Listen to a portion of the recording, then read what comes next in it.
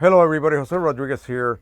I have been recently asked whether it is completely necessary to do the recommended modification for your Pro 100 CLI 42 carts or any other Canon type sponge cart.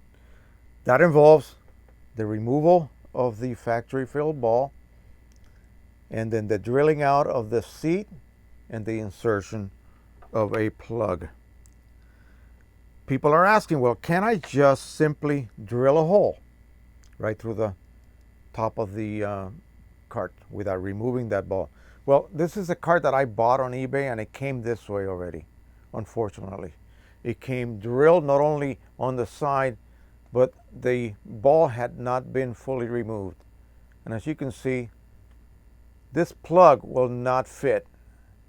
You need to remove the seat at the bottom, and then you have all of that surface area to properly create the seal that you need so that you don't get any cartridge leaking while it's sitting in the printer.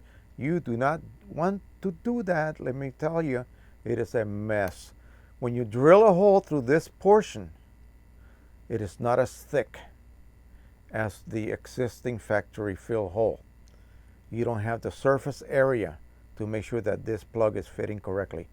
Now, what they had to do here is they actually used a smaller drill, and it makes it extremely difficult to insert that plug. As you can see, I am pushing so hard, and I finally got it in there. Fine, that will work, okay, that will work, but it's the improper way of doing that. So I always say, if it's not broken, don't fix it. This has been developed by guys, pioneers, I'll call them, long before I thought about refilling carts.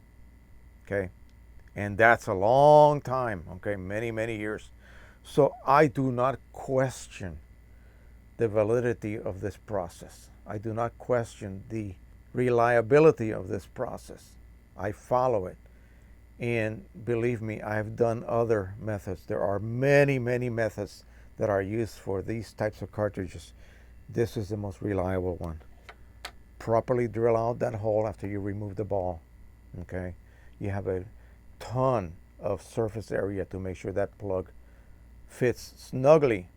Not impossible to get in like this one, but snugly.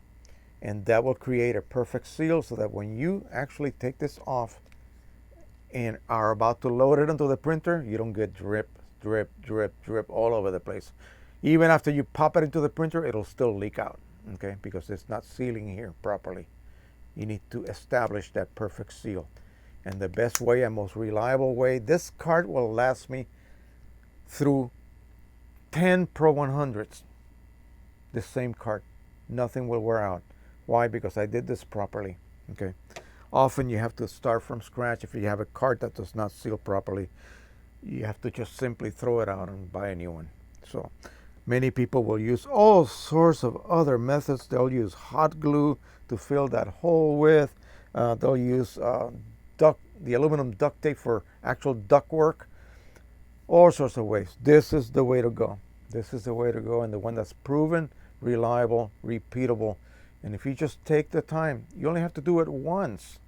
So why do you want to, cheapen the process by doing it the easy way, the so-called easy way? Besides, if you don't hold that drill perpendicular and you wiggle as you're actually drilling it, you might actually end up with too large a hole, which no plug will ever be able to seal. Then you have to either throw the cart out and start again, or rely on all kinds of other weird methods to try to create a seal while the printer is using it.